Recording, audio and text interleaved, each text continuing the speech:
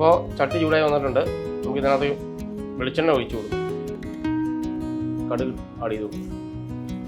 ഒരു കഷ്ണം സവോള സ്ലൈസ് ചെയ്ത് വെച്ചിട്ടുണ്ട്, ആഡ് ചെയ്ത് കൊടുക്കാം. കുറച്ച് ഉപ്പ് ആഡ് ചെയ്യുന്നുണ്ട്. ഇതിൻ്റെ കൂടെ തന്നെ നമ്മൾ തേങ്ങാക്കൊത്ത് ഇടുകയാണ്. ഇഞ്ചി, പച്ചമുളക്, വെളുത്തുള്ളിയും കൂടി ആഡ് ചെയ്യുകയാണ്.